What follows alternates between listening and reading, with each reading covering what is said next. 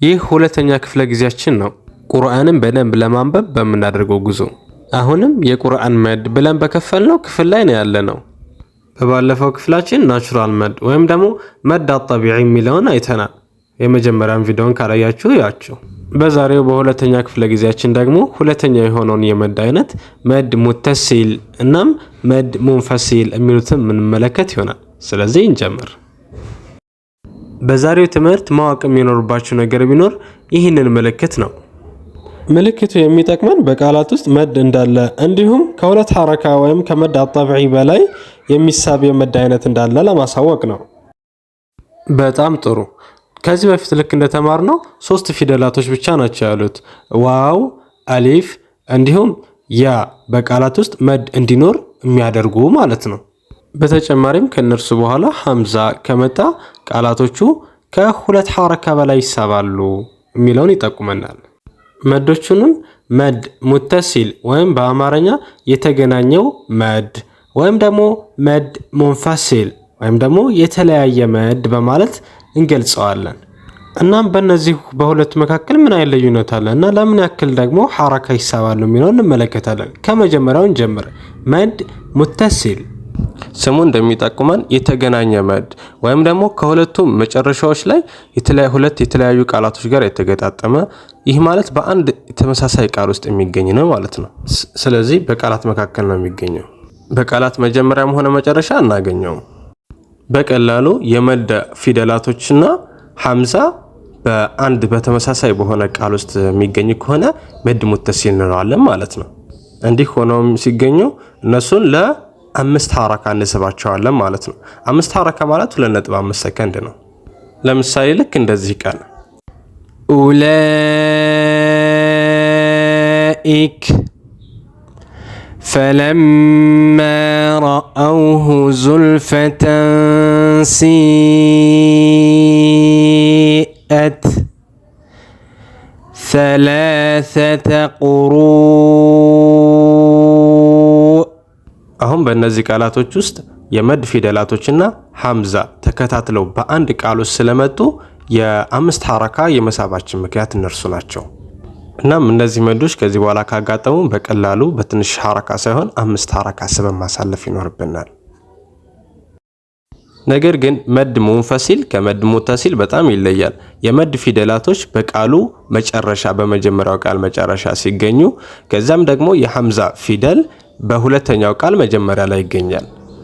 እንደዚህ ሆነው በሁለት ቃላት መካከል በሚከሰቱበት ጊዜ ለእኛ መድ ሙንፈሲሎችን 4 ሐረካ ወይም ደግሞ 2 ሰከንድ እንዲሁም ደግሞ 2 ሐረካ ልክ እንደ መድ አጠቢዒ ወይም ደግሞ ናቹራል መድ መሳብ እንችላለን ማለት ነው።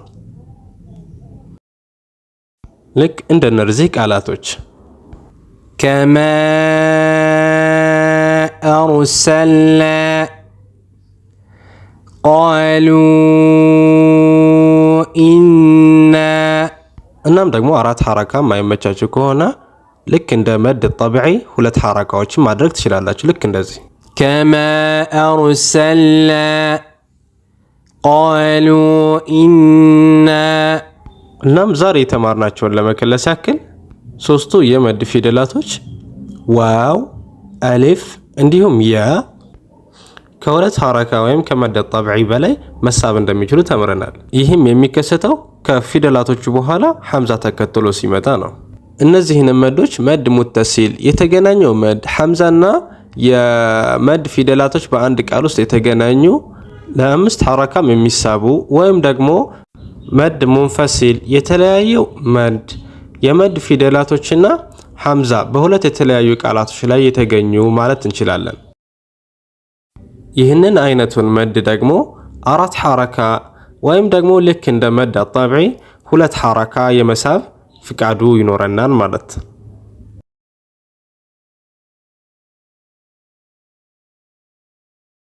አንድ ግን የመጨረሻ ትምህርት ይኖረናል። እርሱ ምን መሰላችሁ? አንዳንድ ቃላቶች በውስጣቸው መድ ሙተሲል የያዙ ይመስላሉ። ነገር ግን እነርሱ ውስጥ ያለው መድ ሙንፈሲል ነው። ይህም መመሳሰል የሚመጣው አንዳንድ ቃላቶች በቁርአን ውስጥ በሚኖራቸው የአጻጻፍ ዘዴና አይነት ነው። 2 የተለመዱ ምሳሌዎች ቢኖሩ እነዚህ ናቸው። የአዩሃ እናም ሃኡላእ የመጀመሪያውን ቃል ብንወስድ መዶቹ እና ሐምዛ በአንድ በተመሳሳይ ቃል ውስጥ የተገኙ ይመስላሉ። ማለትም መድ ሙተሲል ሊመስሉ ይችላሉ። ነገር ግን በእውነታው ይህ ቃል ከሁለት ቃላቶች የተመሰረተ ነው። እርሱም እንዲሁም አዩሃ። አሁን በጣም ግልጽ የሆነ ይመስላል። አሊፍን አሁን ብንመለከት በመጀመሪያው ቃል መጨረሻ ወይም እናም ሐምዛ በሁለተኛው ቃል መጀመሪያ አዩሃ ይገኛል። ስለዚህ ይህንን መድ ሙንፈሲል እንለዋለን። የሁለተኛውን ቃል ብንወስድ የመጀመሪያው መድ ሙንፈሲል ነው። ምክንያቱም ይህ ቃል ከሁለት ቃላቶች የተመሰረተ ስለሆነ ሀ እና ኡላ። ለዚያም ነው በእነዚህ በሁለቱ መካከል ያለውን የመጀመሪያውን መድ ሙንፈሲል ያለበት ምክንያት። ነገር ግን ቀጣይ የሚገኘው ሁለተኛው መድ ሙተሲል ነው። ይህ ማለት ግዴታ 5 ሐረካ ልንስበው ይገባል። አሁን በተማርነው መሰረት ቁርአንን የምናነበበት ጊዜያችን ነው። የምናነበውም የመጀመሪያ ጁዝ ከሆነ ከሱረቱል በቀራ ነው። በመጀመሪያዎቹ አጋማሽ የመድ ሙተሲልና ሙንፈሲል በከለር የተገለጹ ሲሆን ነገር ግን ደግሞ በተቀሩት አጋማሽ ቂራአቶቻችን ደግሞ የማይጻፉ ይሆናል ልክ እንደዚህ። ስለዚህ እናንተ ሁልጊዜ መለማመድ ይኖርባችኋል። أعوذ بالله من الشيطان الرجيم بسم الله الرحمن الرحيم كما أرسلنا فيكم رسولا منكم يتلو عليكم آياتنا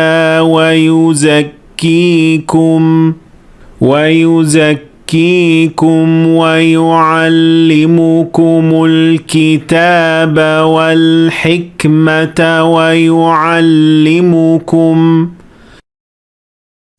ويعلمكم ما لم تكونوا تعلمون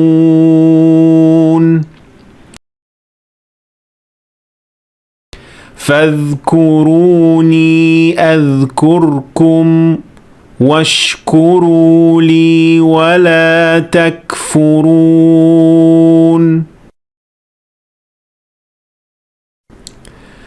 يا أيها الذين آمنوا استعينوا بالصبر والصلاة إن الله مع الصابرين ولا تقولوا لمن يقتل في سبيل الله أموات بل أحياء ولكن لا تشعرون ولنبلونكم بشيء من الخوف والجوع ونقص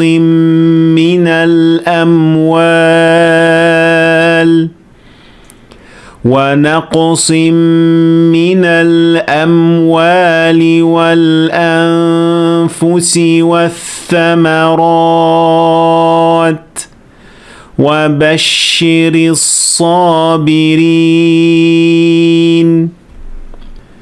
الذين إذا أصابتهم مصيبة قالوا إنا لله وإنا إليه راجعون أولئك عليهم صلوات من ربهم ورحمة وأولئك هم المهتدون إن الصفا والمروة من شعائر الله فمن حج البيت أو اعتمر فلا جناح عليه أن يطوف بهما ومن تطوع خيرا فإن الله شاكر عليم إن الذين يكتمون ما أنزلنا من البينات والهدى من بعد ما بيناه للناس في الكتاب من بعد ما بيناه للناس في الكتاب أولئك يلعنهم الله ويلعنهم اللاعنون إلا الذين تابوا وأصلحوا وبينوا فأولئك أتوب عليهم وأنا التواب الرحيم ይህ ትምህርት በጣም አስፈላጊ ሆኖ ስላገኘሁት ተርጉሜ አቅርቤላችኋለሁ። መልካም ትምህርት